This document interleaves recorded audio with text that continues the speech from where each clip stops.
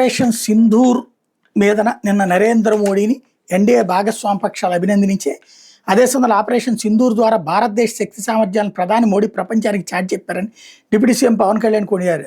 ఆదివారం ఢిల్లీలో నిర్వహించిన ఎన్డీఏ పాలిత రాష్ట్రాల ముఖ్యమంత్రి డిప్యూటీ సీఎంల సదస్సులో ఆయన ప్రసంగించారు. కేంద్ర నిధులు సమకూరుస్తున్న పీఎం జన్మన్ కార్యక్రమం ద్వారా ఆంధ్రప్రదేశ్లో 555 కోట్ల నిధులతో 7 జిల్లాల్లో 239 పీవీటీజీ ఆవాసాలకు 612 కిలోమీటర్ల మేర రహదారి నిర్మిస్తున్నాం. దీనివల్ల సుమారు 50,000 మందికి రోడ్డు సౌకర్యం అందుబాటులోకి వస్తుంది. ప్రతి ఒక్కరికి అన్ని ప్రాంతాలకు అభివృద్ధి ఫలాలు అందాలనే ఉద్దేశంతో ప్రధాన చర్యలు తీసుకున్నారు. ఆ స్ఫూర్తిని ఎన్డీఏ పాలిత రాష్ట్రాలు ముందుకు వెళ్తున్నాయి.